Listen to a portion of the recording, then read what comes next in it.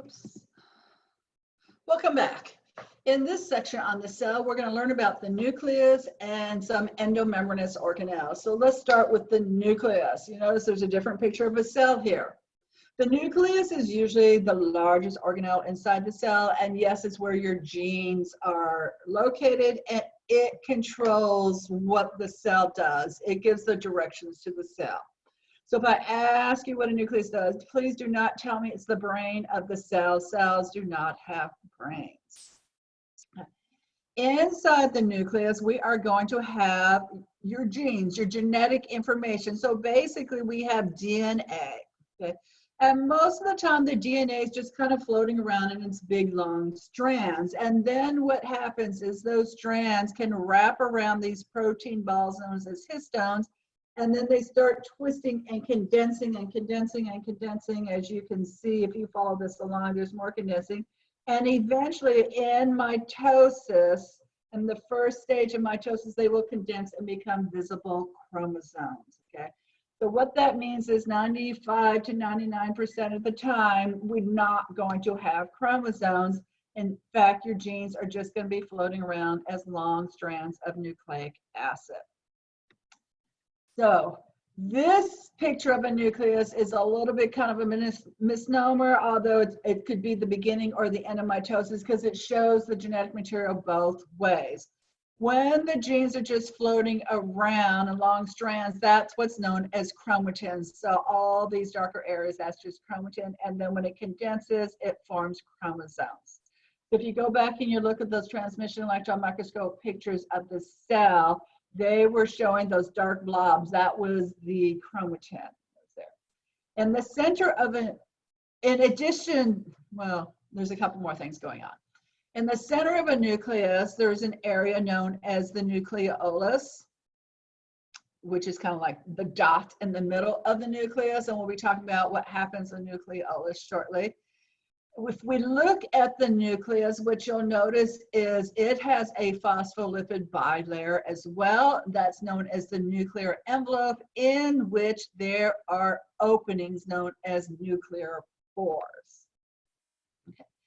So the nucleolus, there in the center of the nucleus, this is where RNA is made. Okay. In addition, this is where the pieces of the ribosome are made. So ribosomes are not in the nucleus. They float in the cytoplasm. They're part of the cytoplasm. So they're floating in the cytosol.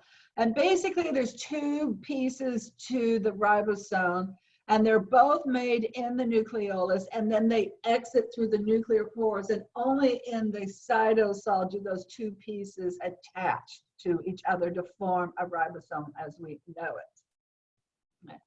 So what this picture is showing is it is showing RNA exiting through a nuclear pore. So here's your DNA up there. Here's single-stranded RNA. Remember, double-stranded is DNA, single-stranded is RNA. It's exiting through a nuclear pore, and actually this is a ribosome attaching to it because this is how we make our proteins. So transcription and translation are going on here. So moving on to our cytoplasm, what were the two components of cytoplasm? Cytosol and organelles.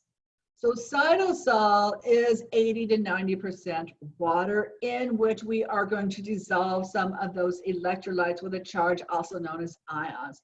In addition, it has glucose, Fa in this place. I'm going to tell you that stands for fatty acids, which are building blocks for what?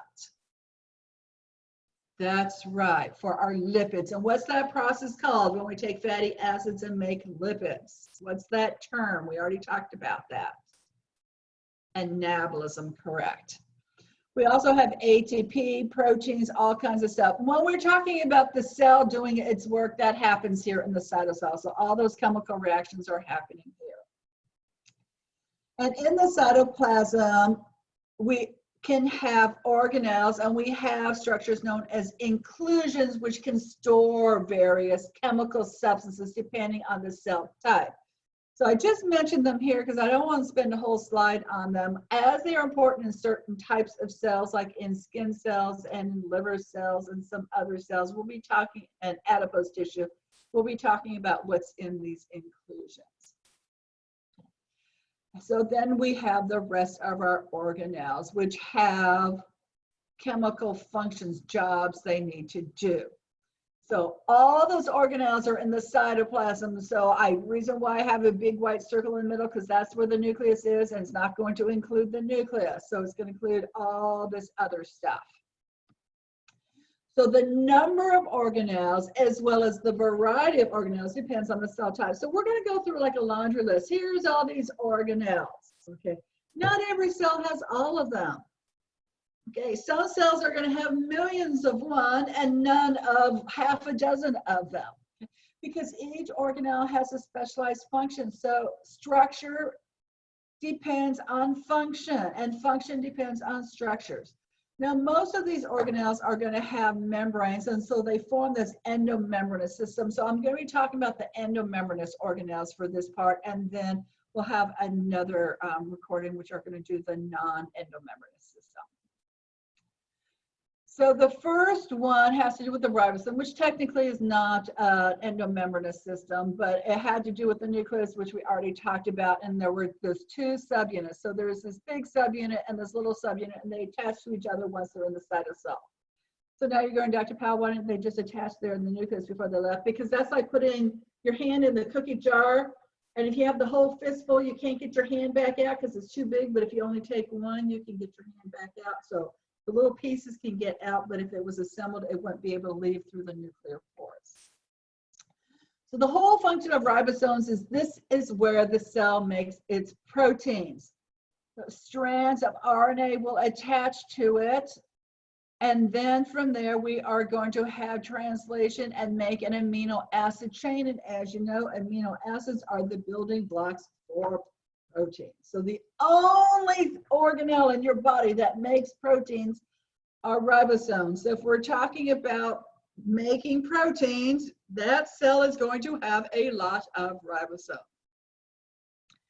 Now the ribosomes can be one of two locations. They can be free floating through the cytosol, or they can be attached to a structure known as the endoplasmic reticulum. Okay, and those proteins, I'll show you this abbreviation on the next slide when I talk about endoplasmic reticulum. The ones that are attached, they are making proteins which are going to be moving throughout the cell to form, for instance, the plasma membranes, as well as any other membranes needed in the cells. And here's the thing about ribosomes. They can move back and forth between the two. They're not stuck only in Los Angeles. They can go to San Francisco, they can go to New York, they can go wherever they want. Okay. So here's our endoplasmic reticulum. So what I want you to notice first is this purple part over here. This is the nucleus, and notice its phospholipid bilayer. And then notice that the phospholipid bilayer is attached to this pink thing, which has phospholipid bilayer, which is then attached to this paler peach thing, which has phospholipid bilayer. So when you are drawing these things are attached. You can't have the nucleus sitting in the middle and then throw the endoplasmic reticulum in the corner. They are physically attached to each other.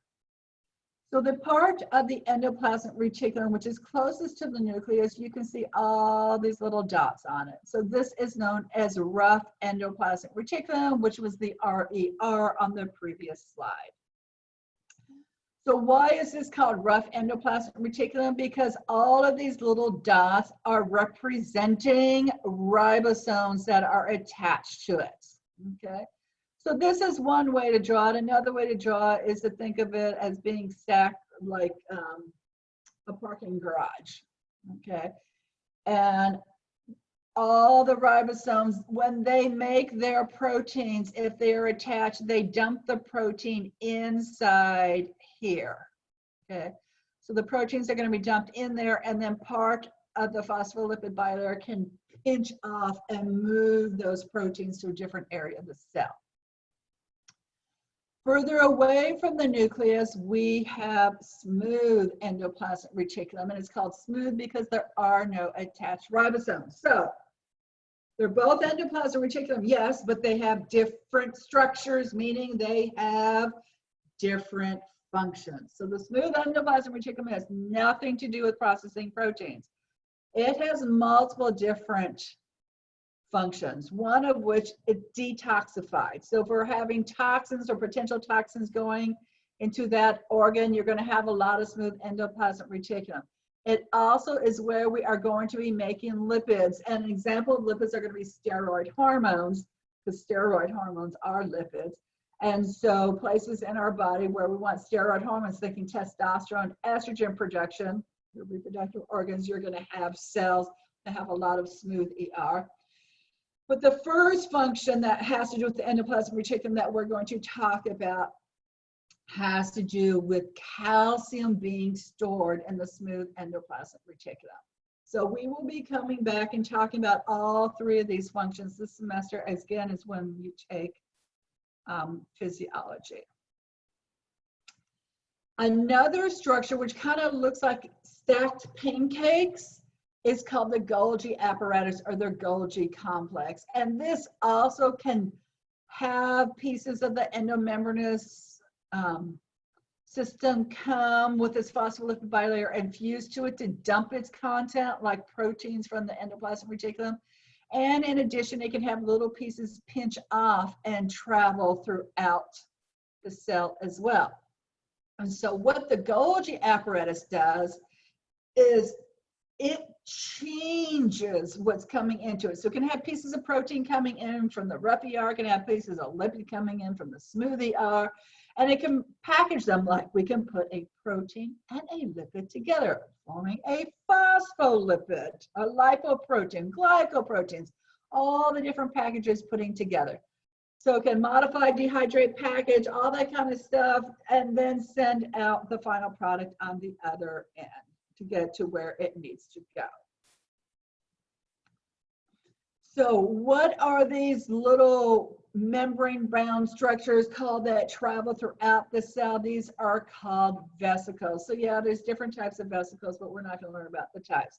Every vesicle only contains one product. So for instance, if it's coming from the rough ER, it contains protein. It cannot also pick up lipids from the smooth ER.